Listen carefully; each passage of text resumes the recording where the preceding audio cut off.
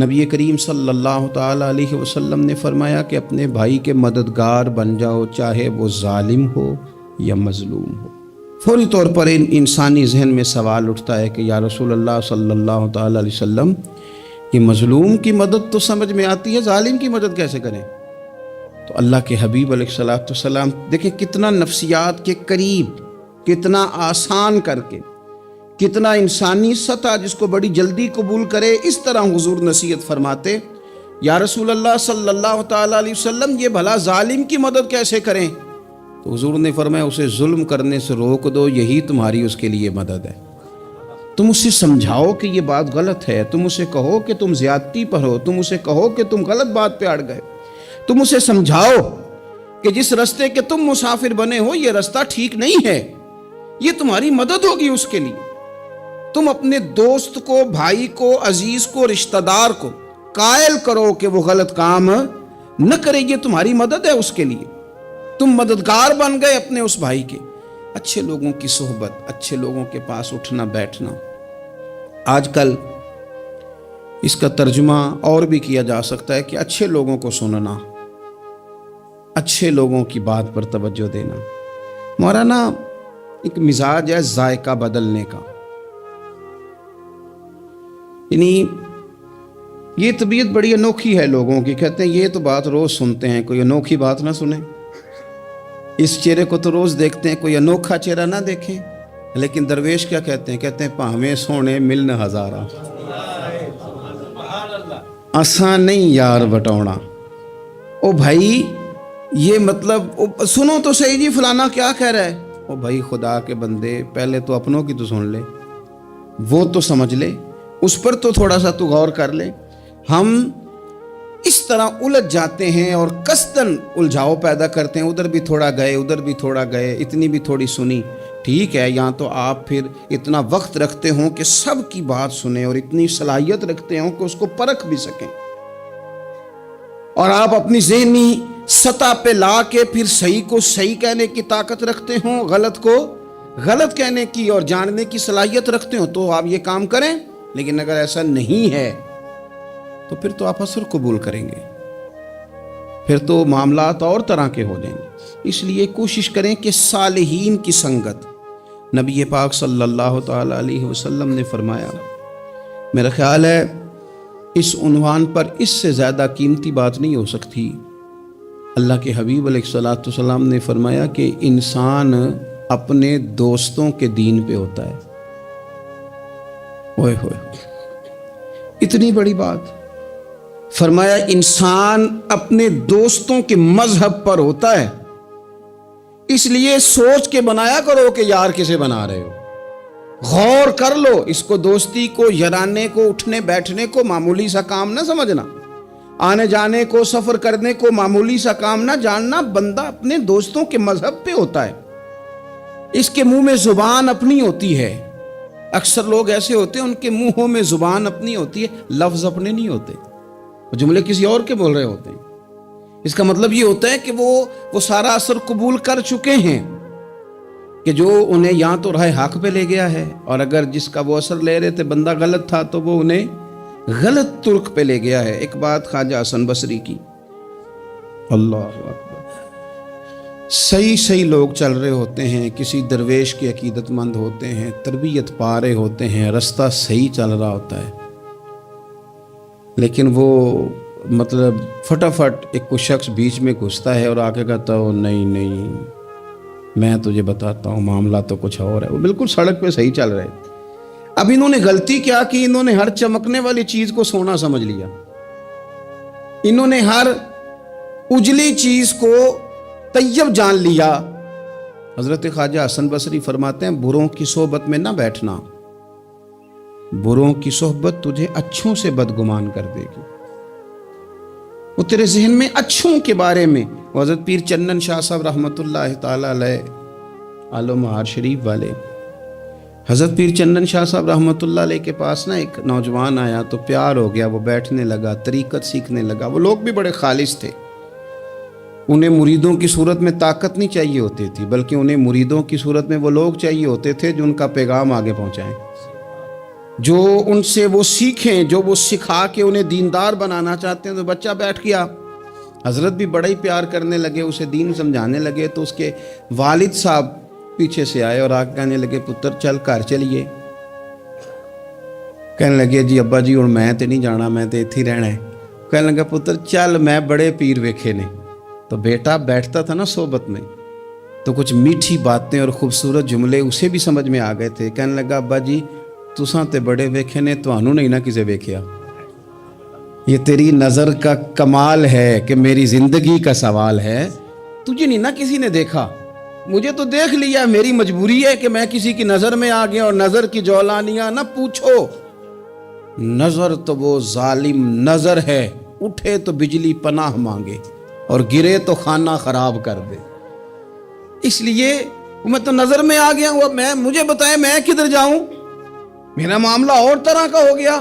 تو عزیز دوست آپ یہ دیکھیں کہ آپ کسی صالح بندے کی صحبت میں جا رہے ہیں اور یکدم ایک شخص آیا ہے، اس نے آ کے سارا معاملہ روک دیا۔ بروں کی صحبت اچھوں سے بدگمانی پیدا کرتی۔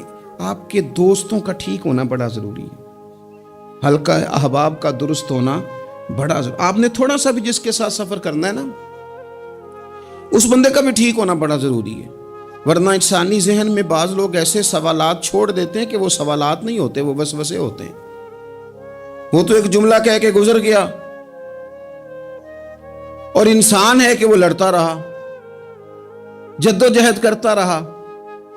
مجھے بڑی اچھی طرح بات یاد ہے، میں اپنے احباب میں سے سمجھ لیں یا بہن بھائیوں میں سے نہ کسی کے ساتھ کو تھوڑا بہت خیر کا کام کرتا تھا اپنی توفیق کے مطابق۔ تو ایک دن میں دوبارہ سے اسی سلسلے میں اپنی خدمت کے لیے حاضر ہوا تھا، تو میں واپس لوٹا تو ایک صاحب مجھ سے کہنے لگے کنا کچھ تو سائیں پار چانا ہے،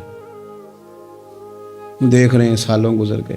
میں آپ کو اپنی بات بتاتا ہوں، تو واقعی میرا ذہن الجھنے لگ گیا۔ واپس آنے تک میں نے کہا یار یہ کب تک، یعنی کہ تو ہر روز کوئی نہ کوئی بات سنا دیتے ہیں کہ فلانی بھی مجبوری ہے، فلانی بھی، کب تک یہ کرنا ہے؟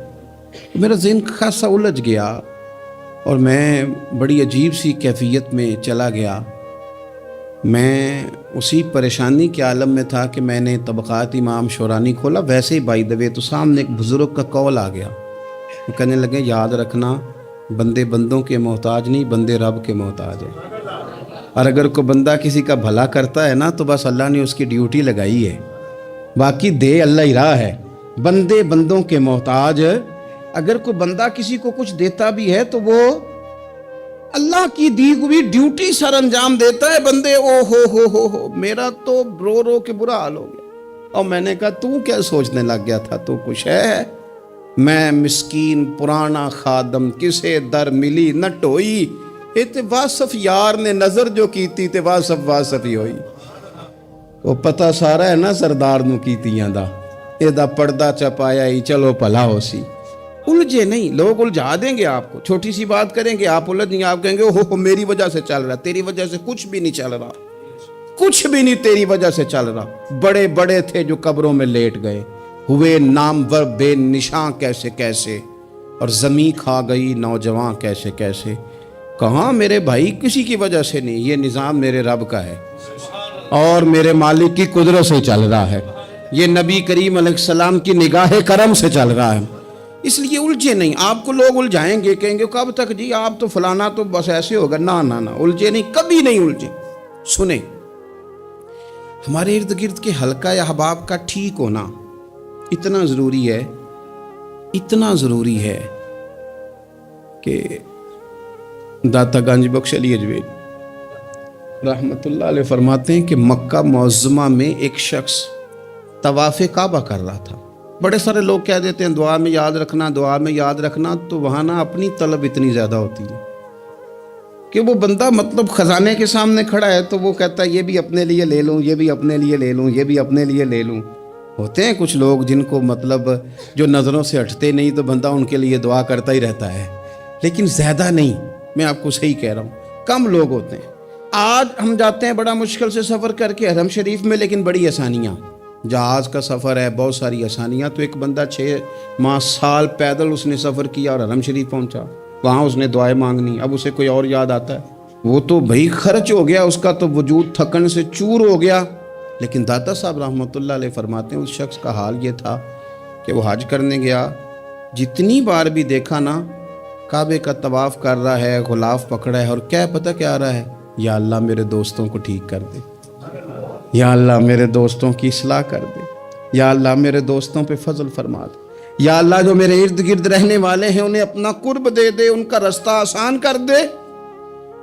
وہ کہتے ایک درویش سے نہ ہی رہا گیا، اس نے کہا خدا کے بندے کچھ اپنے لیے بھی مانگ، جتنی دفعہ تجھے دیکھا ہے تو کہتا ہے یا اللہ میرے دوست ٹھیک کر دے، میرے دوست ٹھیک کر دے. وہ کہنے لگا تمہیں پتہ ہی نہیں، یہ بھی میں اپنے لیے ہی مانگ رہا ہوں. اس نے کہا اپنے لیے کس طرح مانگ رہا ہے؟ کہنے لگا وہ ٹھیک رہیں گے نا تو پھر میں بھی ٹھیک ہی رہوں گا. جب چاروں جانب سے مشورہ ہی خیر کا ملے گا تو میں کیسے بگڑوں گا؟ جب وہ سارے مجھے اچھی رائے دیں گے اور اچھی طرف ہی قائل کریں گے تو کیسے کام خراب ہوگا؟ تو میں بالواسطہ اپنے لیے ہی اللہ سے سوال کر رہا ہوں کہ یا اللہ انہیں سوار دے تاکہ میرا بھی فائدہ ہو جائے.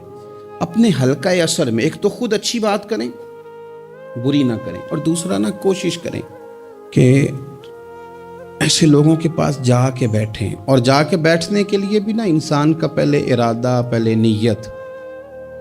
ہم جب کسی جگہ جاتے بھی ہیں تو ہماری نظریں اتنی طائرانہ پہلے پڑتی ہیں، اتنی تنقید کرتے ہیں. پہلے ہم نے اپنے ذہن میں جو خاکہ بنایا ہوتا ہے نا کسی کا، پہلے اس میں اسے تولتے ہیں.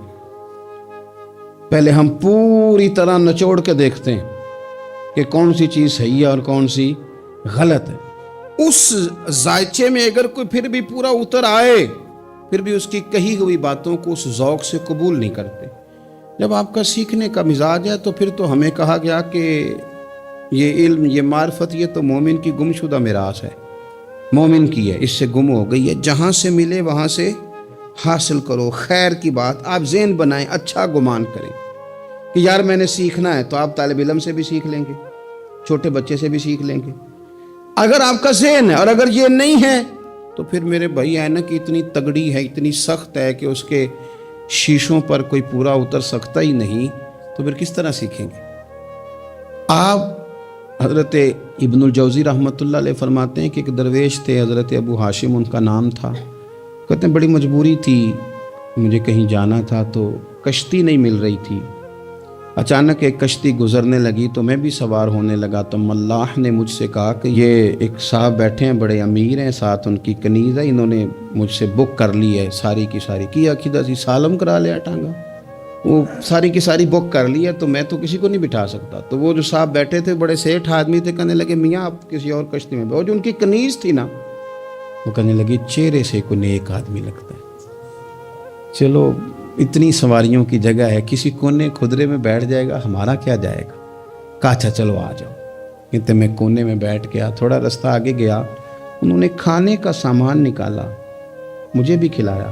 لیکن کھاتے کھاتے میری نظر پڑی تو اس میں تو شراب کے برتن بھی تھے معاذ اللہ. پھر اس شخص نے کھانا کھانے کے بعد اس کنیز سے کہا کہ مجھے معاذ اللہ گانا سناؤ. وہ گانے گانے لگی. یہ میری طرف متوجہ ہونے لگا، مجھے کہنے لگا سنو. میں نے کہا میں یہ نہیں سنتا.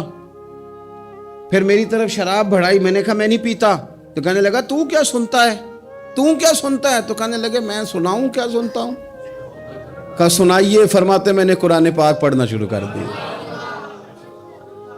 کچھ لوگ، میں آپ کو یقین سے کہتا ہوں، کچھ لوگ ایسے ہیں جن کی زندگی دور گزر گئی ہے مسجد سے. انہیں کو بندہ چاہیے جو تھوڑا سا جا کے پیغام حق سنائے. یعنی ان کو پتہ ہی نہیں ہے کہ دین میٹھا کتنا ہے، حسین کتنا ہے، قرآن میں چاشنی کتنی، سرکار کی تعریف کا، نعت خوانی کا رنگ کتنا شاندار ہے. میرا یہ ماننا ہے کہ جسے رب رسول کے رنگوں کی خوشبو کا پتہ چل گیا نا، پھر دنیا کا کوئی اور رنگ اسے اپنی طرف مائل کر ہی نہیں سکتا، سوال ہی پیدا نہیں ہوتا. کچھ لوگوں نے سونگا نہیں ہے، آئے نہیں ہیں، قریب نہیں آئے. تو شیخ ابو ہاشم کہتے ہیں مجھے کہنے لگا سناؤ نا. امیر آدمی تھا، کبھی اس طرف گیا ہی نہیں تھا. ڈھیروں لوگ ہیں جو نئی مسجد جاتے. الہاکم التکاثر حتی زرتم المقابر. اللہ فرماتے ہیں کہ تمہیں دولت کی ہرس نے اتنا عجیب الجھا دیا کہ قبروں تک پہنچ گئے تم. بہت سارے لوگ ہیں قبر میں چلے جاتے ہیں، مسجد میں نہیں آتے. تو کہتے ہیں میں نے اسے چند آیتیں سنائیں، اس کی تو کیفیت ہی بدل گئی. کہنے لگا مولانا زندگی بڑی گناہوں میں گزری ہے، اب توبہ کر لوں تو مالک معاف کر دے گا؟ کارنامے خطرناک ہیں، پیچھے رجسٹر کالا سیاہ، معافی ہو جائے گی۔ دولت بڑی تھی تو پھر ہم نے بھی شراب کباب شباب میں اڑا دی ساری، معاف کر دے گا؟ تو کہتے ہیں میں نے کہا ہو بندے کے آنے کی دیر ہے، اس کی رحمت تو فوراً ہی قبول کر لیتی ہے۔ ویسے بھی عدل کریں تے تھر تھر کمبن، اونچیاں شانہ والے تجھے فضل کریں تے پھر تے بخشے جامن میرے جے منہ کالے۔ کہتے اس نے اس کنیز کو آزاد کیا، دولت اللہ کی راہ میں خیرات کی، 40 سال میرے ساتھ رہا، پھر میں نے اس کی زبان سے سوائے خیر کے جملہ نہیں سنا۔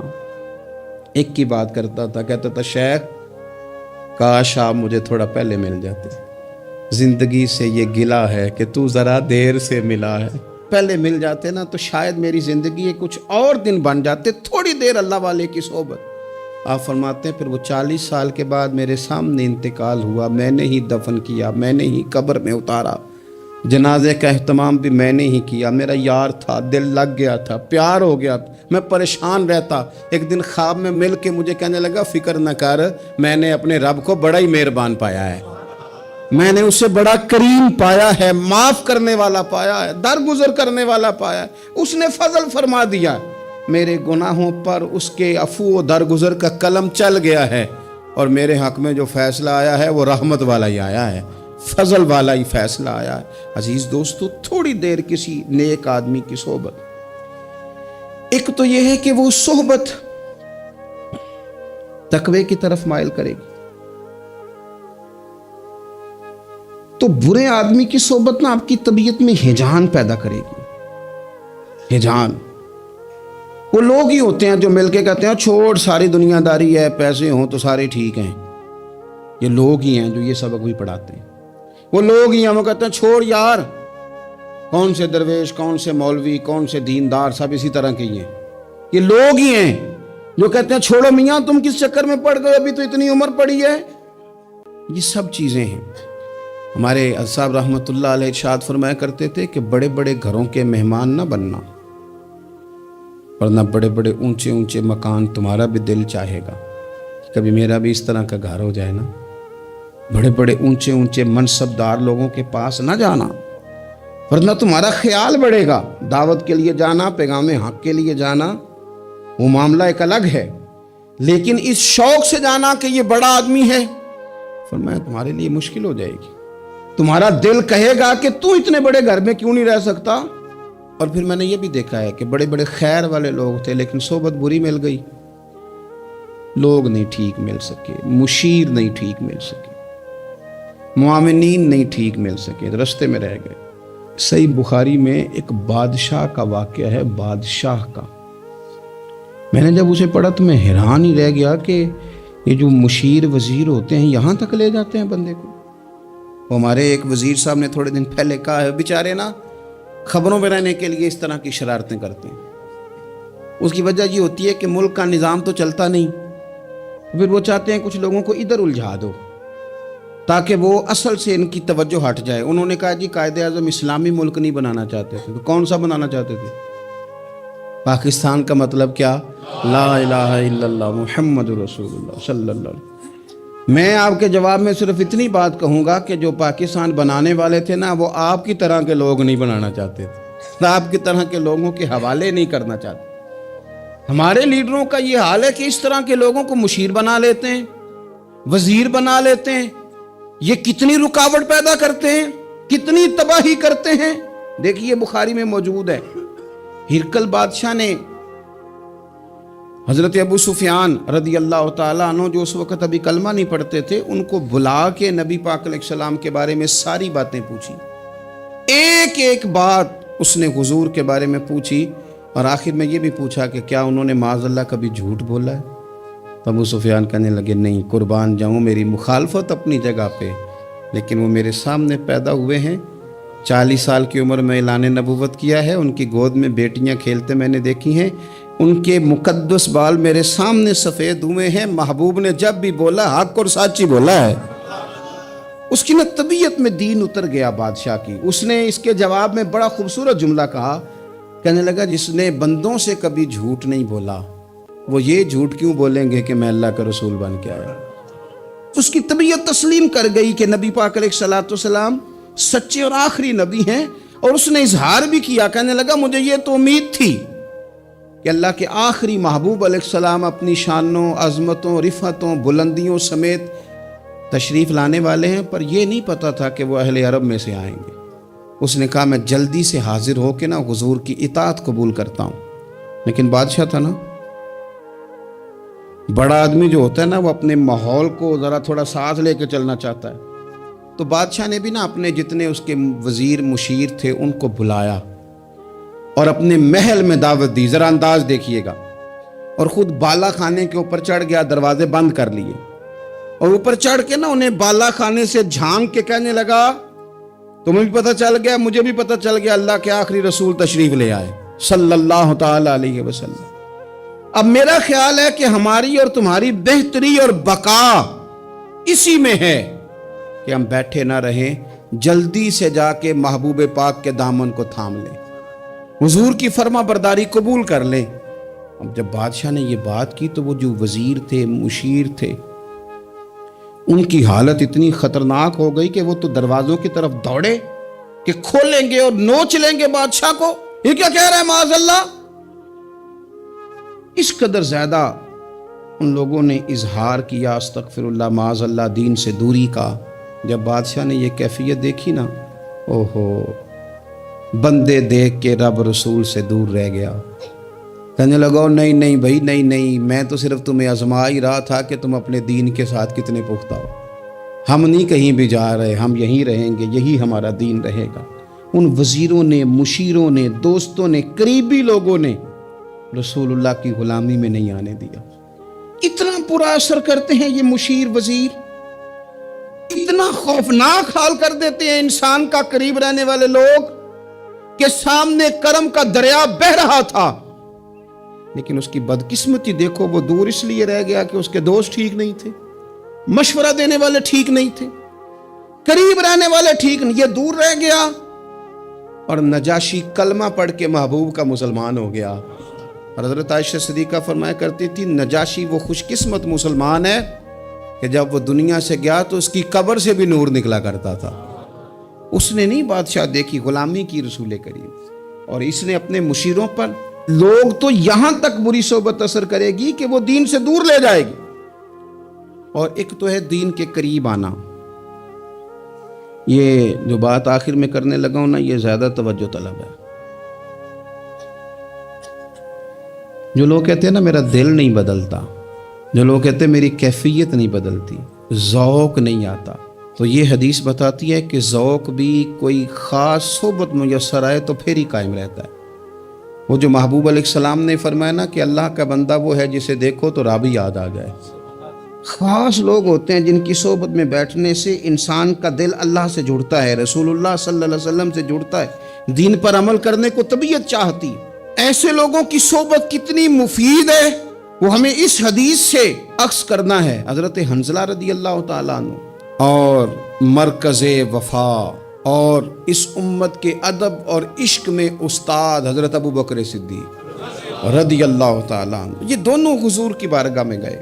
انداز کا اختیار کیا، کہنے لگے یا رسول اللہ صلی اللہ علیہ وسلم ہمارے دل کی تو کیفیات دو قسم کی ہیں.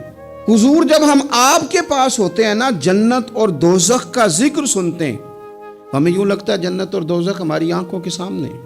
دل کے اندر فوراً جذبات ابھر آتے ہیں کہ اب ہر خیر کا کام کرنا ہے، اب جنت ہی کی طرف مائل ہونا ہے. ہماری قلبی کیفیات، ہماری باطنی کیفیت بدل جاتی، نور علی نور ہو جاتا ہے سارا کچھ.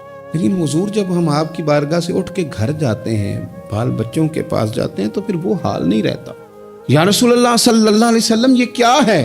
تو محبوب نے کیا فرمایا؟ آپ یقین کریں جو اہل طریقت اور تصوف ہے نا، یہاں ان کی روحیں مچل جاتی ہیں.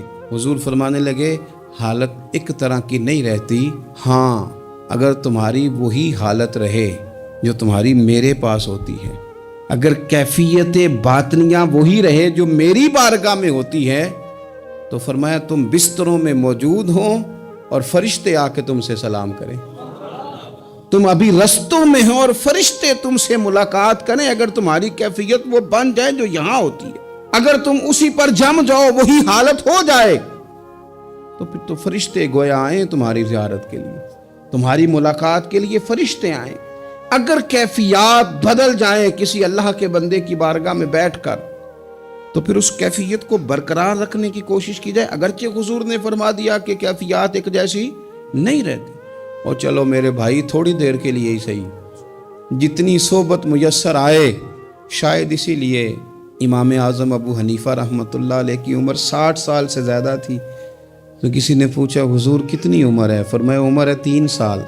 حضرت آپ تو علم, عمل, روحانیت, معرفت کے شاہ سوار ہیں, تو ساری داڑھی سفید اور آپ کہہ رہے ہیں 3 سال. فرمانے لگے عمر وہی 3 سال ہے جو امام جعفر صادق کی خدمت میں گزر گئی. وہ کیفیات جو ان کی بارگاہ میں رہتی تھیں, وہ انداز جو ان کی بارگاہ میں رہتا تھا, جو ان کے پاس ہوتا تھا, وہ پھر کہیں اور میسر. ہر مشکل دی کنجی یارو ہاتھ مرداں دے آئی, اور مرد نظر کرے جس ویلے, اوئے ہوئے مرد نظر کرے جس ویلے, مرد نظر کرے جس ویلے, پھر مشکل رہے نہ کائی. وہ جو کیفیات ہے نا اس وقت کی, جب کوئی رب کا بندہ ملے اور انسان اس کی صحبت میں بیٹھ کے اپنے رب کو یاد کرے, رسول کریم کی محبت میں مچلے, تو پھر وہ لمحے اتنے قیمتی ہیں کہ وہ زندگی سنوارنے کے لیے کافی ہو سکتے ہیں. اللہ کریم اچھی صحبت نصیب فرمائے. آخر دعویٰ